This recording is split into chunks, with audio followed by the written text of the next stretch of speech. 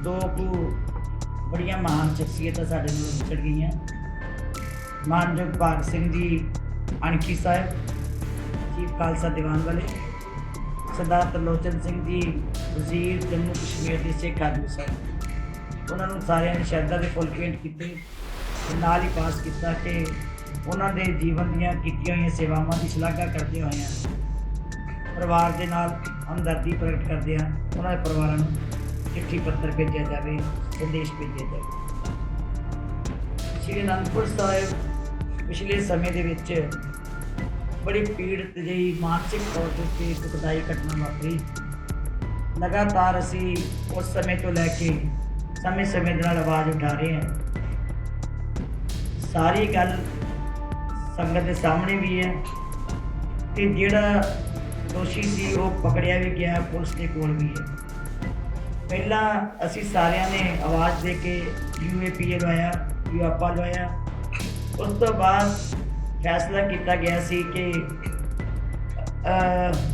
उन्होंने का narco test कराया जाए ते नाल ही ब्रेन टेस्टिंग, जिदा पहला भी दसिया सीगा कि जे उसकी कड़ी किसी ने जुड़ी है तो हमेशा यही होंदा कि नार्को टेस्ट कराया जाए, वो बोले कि कौन है वो पिछे, ये जरूर, क्योंकि साढ़े कोल होर कोई जंतर नहीं जिहदे राही असीं पता कर सकीए। उहदे वास्ते ते ब्रेन टेस्टिंग वास्ते असी गया सी। ते कल मैं जदों उत्थे गई सी भोग दे उत्ते, जिहड़े SSP सी उन्होंने भी पता लग गया सी, DGP ने चिट्ठी लिखी है तो चीफ मिनिस्टर नूं, ते उन्होंने मैनूं ये गल कही सी कि असी तुहाडे जिहड़ी है भेजी होए सानूं हुक्म है वो असी कोर्ट विच अप्लाई करन लगे, और मेरा ख्याल है कि उन्होंने कल का अप्लाई कर दिता। अज क्योंकि वह रिमांड खत्म हो गया सीगा, शायद उन्होंने अगे रिमांड दिता कि नहीं दिता, वो जेल में चला गया कि नहीं चलिया, अजे तक मैनूं इन्फॉर्मेशन नहीं मिली। पर यह है कि ये मैनूं इस गल का उन्होंने विश्वास दिलाया कि असीं नार्को टेस्ट ते ब्रेन मैपिंग जी जरूर करावांगे, क्योंकि जब तक ये तसल्ली नहीं होंदी कानूनी तौर के उत्ते, वैसे तो भारतीय कानून के अनुसार अज तक सिखां नूं कदे इंसाफ नहीं मिलिया। कोई देख लो 84 का देख लो, शरेआम वो लोग साबित हो गए दोषी ने, किन्नियां उन्होंने उत्थे शहादतां होईयां, किन्ने लोग उत्थे खत्म किए गए, किन्ने मारे गए, किन्नी नस्लकुशी हुई, ते अज तक भी वो इंसाफ नहीं मिलिया। जिहड़े पहला सतवंत सिंह, केर सिंह वर्गे, बेअंत सिंह वर्गे फांसियां लग गई, लेकिन जिन्होंने इन्ने कतल किए उन्होंने अज तक कोई इंसाफ नहीं। तो इस गल का तो सानूं दुख है कि अज तक किन्नियां भी बेअदबियां होईयां जां किन्ने भी इहो जिहे जिहड़े कारनामे होए है, उहदे लई असीं जिन्नी मर्जी आवाज़ उठाई है, ਉਹਦਾ कोई इंसाफ सानूं किसी कानून के तहत नहीं मिल सकिया। यही साडी त्रासदी है, यही साडी पीड़ा है, बहुत तकलीफ है इस गल की, पर साडे कोल चारा भी कोई नहीं। जे असीं ये गल कहीए कि असीं लॉ एंड ऑर्डर नूं हत्थ विच लै लईए, कानून नूं हत्थ लै लईए, तो मेरा ख्याल है कि वो सानूं एक जिम्मेवार संस्था नूं शोभा नहीं दिंदा। अज रज के निंदा की गई है, एग्जैक्टिव दे विच भी सारे ने पीड़ा महसूस की है, और इत्थों तक भी सी कईयां दी पीड़ा कि सानूं मौके ते ही सज़ा आप ही सिख भावना के अनुसार देनी चाहिए है। पर यह क्योंकि सानूं कानून नहीं अलाउ करता जो, तो वो साडे वास्ते भी कहना जिहड़ा जिम्मेवारी वाली थां उत्ते साडा कहना फर्ज नहीं बनता। तो इहनूं देखदे होया एक गल जरूर कही है कि सरकार इनू बहुत जिहड़ी गंभीरता नाल लवे, इनू जल्दी तो जल्दी जिहड़ी ये दोषी है ਉਹਦੀ कड़ी जिथे तक जुड़ती है, क्योंकि कड़ी सानू समझ लग चुकी है किधर नूं जाती है।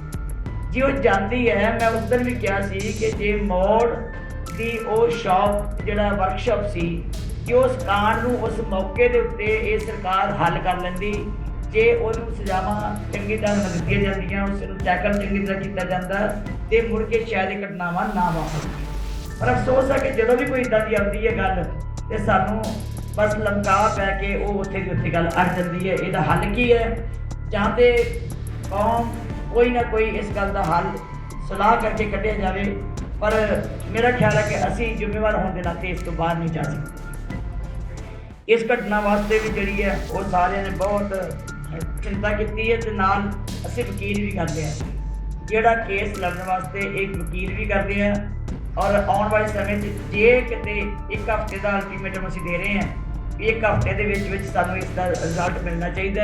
जे रिजल्ट नहीं मिलता तो फिर अगली जी है वो की असी तैयार करांगे, की पॉलिसी बनावांगे, की असी नीति बनावांगे, वो अगले श्री अनंदपुर साहब। एक जी दिल्ली विखे जदों किसानां दे हक विच इत्थों संगतां गईयां, उत्थे वो 3 कानूनकारी जिहड़े सी वो रद्द कराउण वास्ते आवाज़ उठाई। कोई भी आवाज़ उठा सकता है, कोई पार्टी होवे, कोई किसी किस्म का दर्द लैके किसानी का जाता होवे ते वो उत्थे जाके अपनी आवाज़ बुलंद कर सकता है। डेमोक्रेसी है, लोकतंत्र ढंग है। पर जिहड़ियां वीडियोज़ असीं देख रहे हैं, जिहड़ियां खबरां देख रहे हैं, सच जानियो उन्हां बहुत दिल भुलुंदरे गए हैं। अंत हो गया। पहलां तो असीं वो देखिया कि उन्हां दे उत्ते शराबां भी सुट्टियां गईयां, उन्हां नूं गालां भी कड्डियां गईयां, उन्हां नूं कुੱਟਿਆ भी गया, गड्डियां च धूया भी गया, उन्हां नूं 2.5 घंटे जलील भी किया गया और बहुत माड़े शब्द जिहड़े बोल के उन्हां दी गड्डियां भी तोड़ियां गईयां, उन्हां दा नुकसान भी बड़ा किया। वो असीं देख रहीआं। अज जिहड़ी कल दी एक घूम रही है वीडियो, वो देख के मेरा ख्याल है कि शायद ही कोई दी अख नाम ना हुई कि शरेआम उत्थे बोलिया जा रहा है कि असी जेडे इत्थों लंघे उन्हां दी दाड़ियां पट के वड्ड के ते असी टंग के दस रहे हैं भी आह देखो सिखो जिन्हां दे दाड़ी दे उत्ते तुसी हत्थ फेरदे हो, आह तुहाडियां असी दाड़ियां पट के इत्थे रखी। हुण ये दसो दाड़ी किहदी है? दाड़ी सिख दी दाड़ी है, गुरु ने सिख की दाड़ी है जिन्हें प्रकाश की, और उही सवार के हथ मार के उन्होंने प्यार के नाल ਵਧਾਉਂਦਾ भी है कि उन्होंने शान नाल उच्ची कर अपनी शान उच्ची करके जिਉਂਦਾ भी है। वो वीडियो ने अज इन्ना दिल हिलाया, अज इन्नी पीड़ा हुई है कि सानू मजबूरन ये कहना पै रहा है कि असी ये वास्ते सख्त स्टैप चुकिया जाए और ये सिक्खी की शान, ये सिक्खी का मान जे असी इदा सिद्धांतक तौर पर इन्हां सिद्धांतां नूं इस ढंग दे नाल जलील करांगे, इस तरह रोलांगे, ये मेरा ख्याल है कि तुसी कोई सिख बर्दाश्त नहीं करेगा। मैं नहीं कहती वो किस पार्टी की है, कौन है, कौन उत्थे बैठे है, किहड़ियां ताकतां ने, किहड़ियां एजेंसियां ने, कोई सिख नहीं कर सकता। मैं ये भी मैं साफ कहनी, सिख की दाड़ी पट के इदा टंग के नहीं कह सकता कि मैं तुहाडी आ दाड़ी असी टंगी है, देख लो तुहाडियां दाड़ियां असीं की हच्छर कर रहे हैं। हुण ये पीड़ा जिहड़ी है ये अंदर की पीड़ा साडी सारिਆਂ ਦੀ, तुहानूं भी लगता होएगा कि बहुत माड़ा होया। हुण इहदे वास्ते भी असीं आउण वाले समय 'ਚ की चाराजोई करिए, उहदे लई भी काफ़ी डूंगी विचार होई है। फिर भी असीं इहदा 1-2 दिनां दे विच होर की करना, असीं इहदा घेरा करांगे, पर तकलीफ बड़ी हुई है। ते मैं समझदी हां कि जिहड़ियां ताकतां, जिहड़ियां एजेंसियां ये सिख दी पछाण, सिख दी जिहड़ी शान, सिख दे सरूप नूं इस ढंग के नाल अज बदनाम कर रहा है, तो मेरा ख्याल है कि इन्हें सारी दुनिया के विच जो करने वाले है उन्होंने प्रति जो अज रोह पैदा किया शायद ही होर किसी गल ना हुई होगी। तो ये चीज़ां जिहड़ियां सानूं अज अंदर विचारियां गईयां कि इहदा की करना चाहिए। हो सकता है कि ये लोगों को असीं लभ के उन्होंने दे उत्ते कोई केस दर्ज करे, क्योंकि इस तो अगे है कि समझ नहीं आती, सानूं अगे नहीं समझ आ रही भी हुण असीं कित्थे पहुँच गए हैं, कित्थे बैठ गए आके कि असीं किद्दां बर्दाश्त कर सकते हैं। जे असीं इस गल तो भी चिंतित होइए, मैनूं लगदा कि कुछ शरारती लोगों ने, कुछ एजेंसियां ने उस किसान मोर्चे नूं ढाह लाउण वास्ते, संघर्ष नूं ढाह लाउण वास्ते सारा कुछ कीता, क्योंकि जदों पीड़ा होएगी जिन्हां नाल होया ये बताओ, वो मुड़ के सोचणगे भी असीं उत्थे की करन जाना।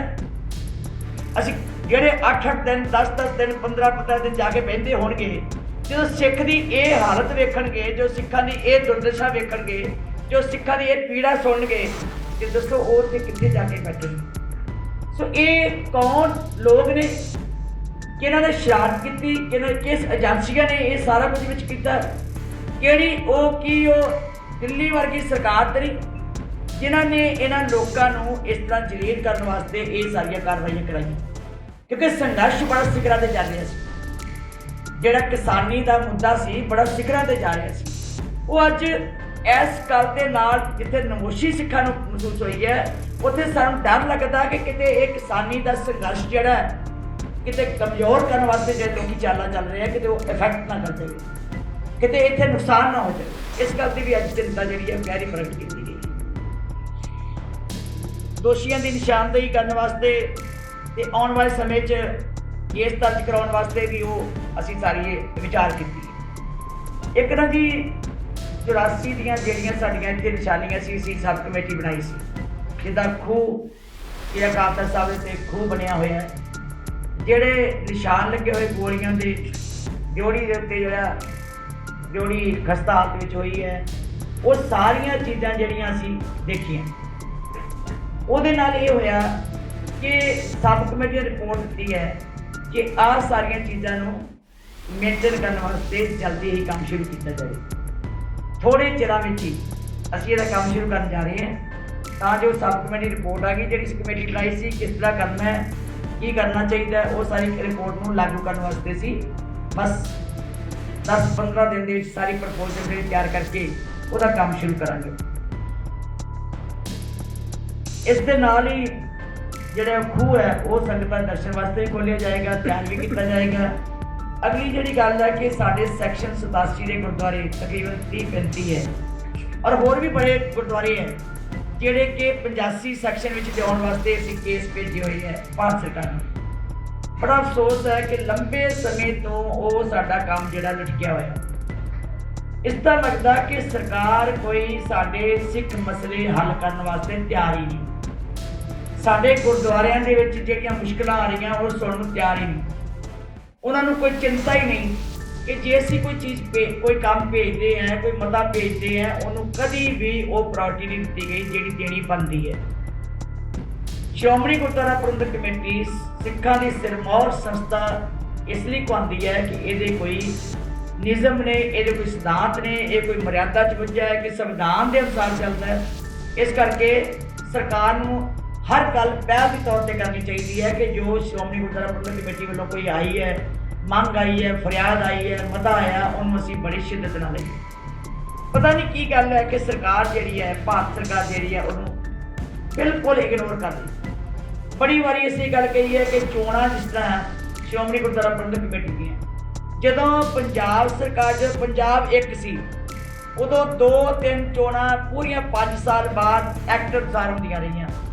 ਗੁਰਦੁਆਰਾ ਸ਼੍ਰੋਮਣੀ ਗੁਰਦੁਆਰਾ ਪ੍ਰਬੰਧਕ ਕਮੇਟੀ ਐਕਟ ਅਨੁਸਾਰ ਜਿਉਂ ਹੀ ਵੰਡ ਹੋਈ ਜਾਂ 3 ਸੂਬਿਆਂ ਵਿੱਚ ਆ ਗਈ ਸ਼੍ਰੋਮਣੀ ਗੁਰਦੁਆਰਾ ਪ੍ਰਬੰਧਕ ਕਮੇਟੀ, ਉਦੋਂ ਤੋਂ ਲੈ ਕੇ ਇਹ ਚੋਣਾਂ ਜਿਹੜੀਆਂ ਕਦੀ 18 ਸਾਲ ਬਾਅਦ, ਕਦੀ 14 ਸਾਲ ਬਾਅਦ, ਕਦੀ 11 ਸਾਲ ਬਾਅਦ, ਤੇ ਕੋਈ ਜਿਹੜੀ ਹੈ ਉਹਨਾਂ ਨੇ ਕੋਈ ਰੱਖਿਆ ਹੀ ਨਹੀਂ ਐਕਟ ਦੀ। ਸਾਡੀ ਹਿਸਾਬ ਨਾਲ ਸਾਡਾ ਐਕਟ ਜਿਹੜਾ ਉਹ ਡੀਰੋ ਡੀਰ ਕਰ ਦਿੱਤਾ। ਐਕਟ ਦੀ ਦਾ ਮਾਣ ਸਨਮਾਨ ਜਿਹੜਾ ਸੀਗਾ ਉਹ ਵੀ ਖਤਮ ਕਰ ਦਿੱਤਾ।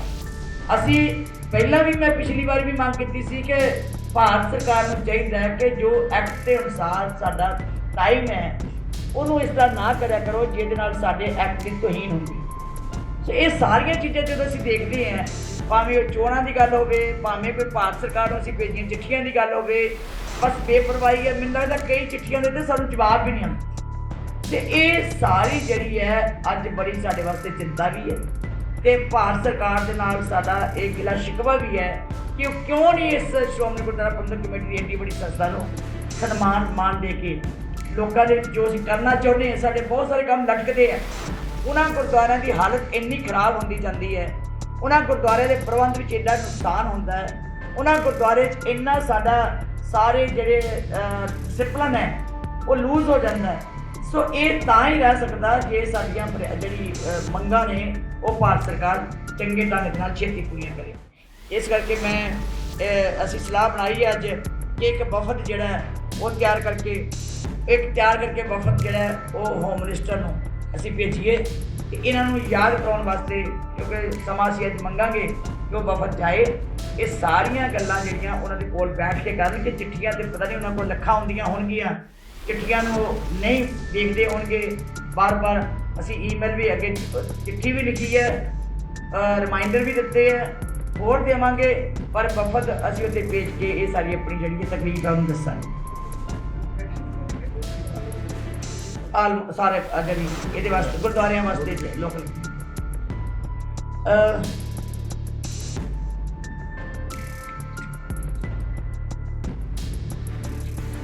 ਇੱਕ ਜੀ ਸਾਡੇ ਬੜੀ ਖੁਸ਼ੀ ਦੀ ਗੱਲ ਹੈ ਕਿ ਸਾਡਾ ਜਿਹੜਾ ਸ੍ਰੀ ਗੁਰੂ ਰਾਮਦਾਸ ਚੈਰੀਟੇਬਲ ਹਸਪਤਾਲ ਹੈ ਗੁਰਦੁਆਰਾ ਬਾਬਾ ਦੀਪ ਸਿੰਘ ਸ਼ਹੀਦ ਦੇ ਕੋਲ, ਇਹਨਾਂ ਦੀ ਇੱਕ ਜੋ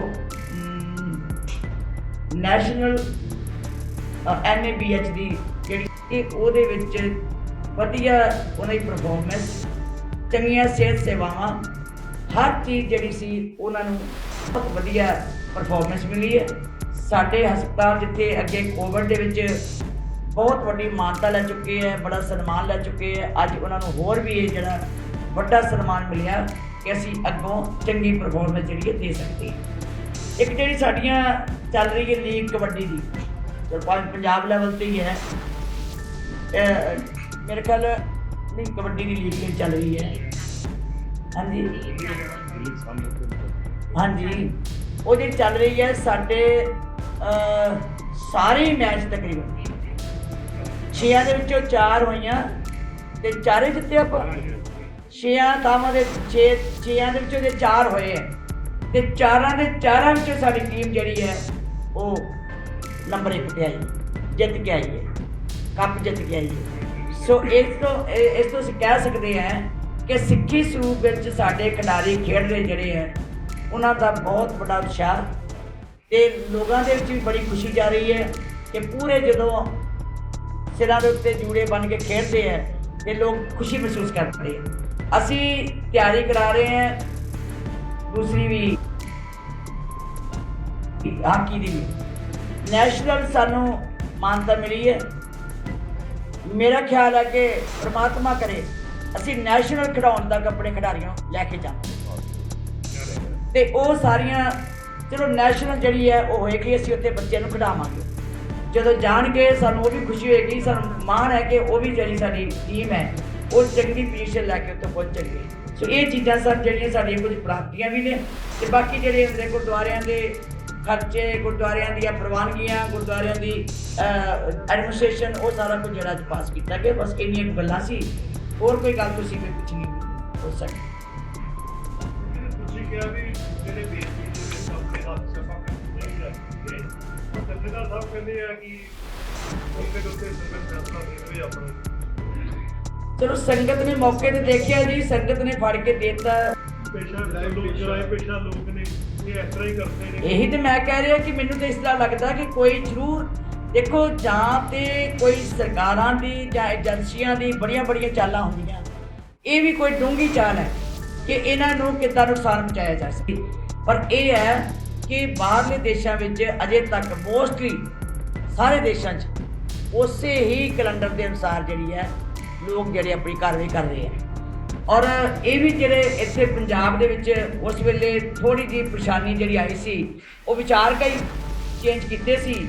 ਹੋ ਸਕਦਾ ਕਿ ਪੰਥ ਕੋਈ ਸਮੇਂ 'ਚ ਬੈਠ ਕੇ ਇਹਨੂੰ ਵੀ ਹੱਲ ਕਰ ਲਵੇ। ਪੰਥ ਦੀ ਵਿਚਾਰ ਜਦੋਂ ਬਣੀ, ਸਾਰੇ ਸਲਾਹ ਕਰਕੇ ਸਾਰੇ ਥਾਵਾਂ ਦੇ ਉੱਤੇ ਵਿਦੇਸ਼ਾਂ 'ਚ ਵੀ ਦੇਸ਼ਾਂ ਵਿੱਚ ਵੀ ਇੱਕ ਹੀ ਤਰੀਕ ਮਿੱਥੀ ਜਾਵੇ ਤਾਂ ਜੋ ਕਿਸੇ ਦੀ ਦੁਵਿਧਾ ਨਾ ਹੋਵੇ।